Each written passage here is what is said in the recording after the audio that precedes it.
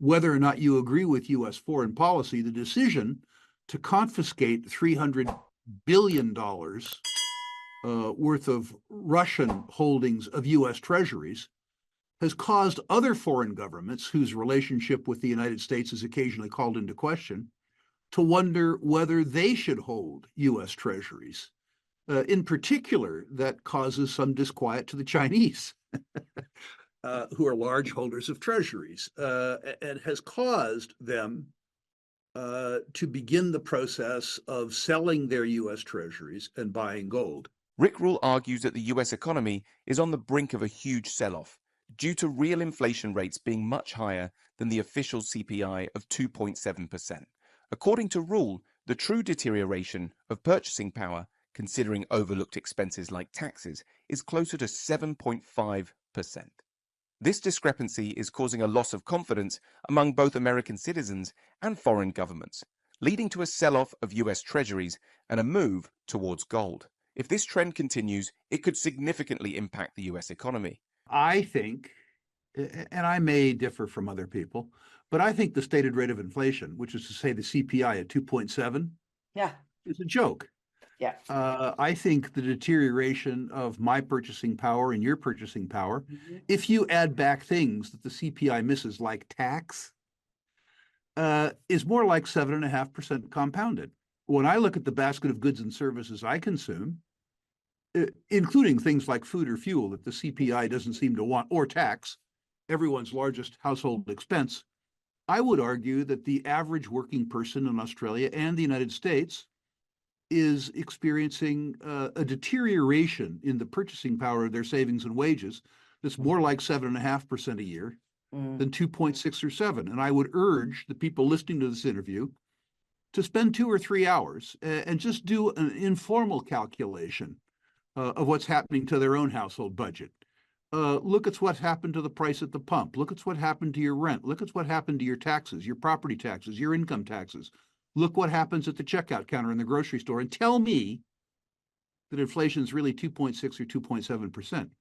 If you agree with the number that I gave you, 7.5%, and you compound that 6 times for 6 years, in nominal dollars, Carrie, you get $3,000 very handily.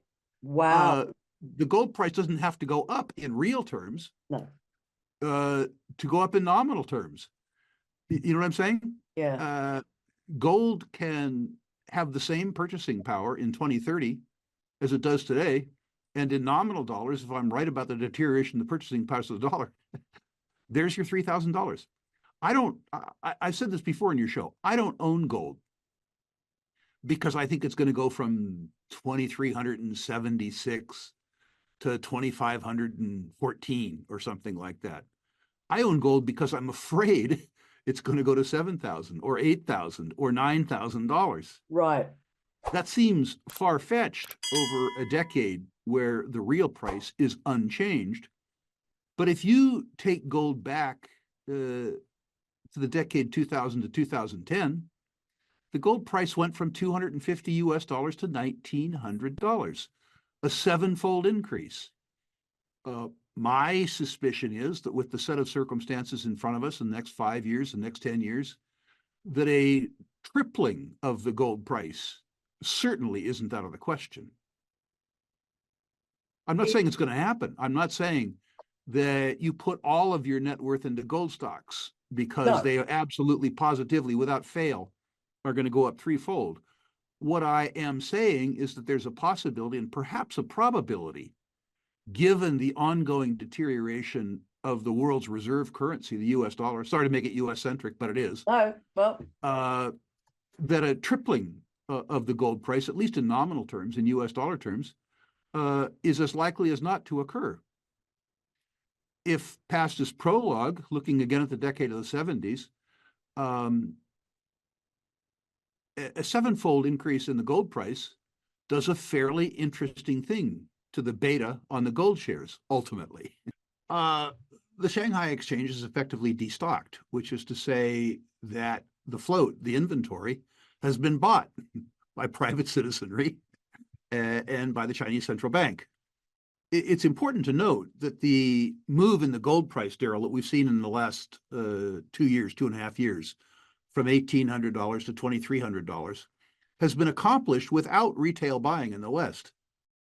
If you look at the statistics of the physical gold-related ETFs, what you will see is that Western retail buyers, European and North American retail buyers, have been selling for 2.5 years, while foreign central banks have been the buyers. There is retail buying of gold in China, in Korea, in Taiwan, and in India. But the primary drivers of the gold trade have been foreign central banks. They've been doing it, I think, not so much in protest to U.S. fiscal policies, although partially that has been true, but rather because of the weaponization of the U.S. dollar. Whether or not you agree with U.S. foreign policy, the decision to confiscate $300 billion worth of Russian holdings of U.S. treasuries has caused other foreign governments, whose relationship with the United States is occasionally called into question, to wonder whether they should hold U.S. treasuries. In particular, that causes some disquiet to the Chinese, who are large holders of treasuries, and has caused them to begin the process of selling their U.S. treasuries and buying gold. I would suspect, too, the second challenge for foreign holders of the U.S. Treasury has simply been the arithmetic. The U.S. government absolutely promises to pay you 4.3% a year for 10 years on your U.S. Treasuries, and they will, even if they have to print it. But I would argue that that currency is losing purchasing power at 7 or 7.5% compounded. I know the government tells you it's 2.6 or 2.7 in the CPI, but I would argue that any rational human being or any rational government that looks at the increase in food prices, looks at the increase in energy prices, looks at the increase in manufactured goods prices, looks at the increase in construction costs, would understand that the real deterioration in the purchasing power of the US dollar is more like 7.5%. So on the Treasury, which the government is asking these foreign governments to buy, they're paying them 4.3 in a currency where their purchasing power is declining by 7.5. In other words, they're losing 4% of their purchasing power compounded every year for 10 years. In addition to the fact that they're afraid of the US government, that makes it a lousy investment. And I suspect that that same realization will hit true for Americans.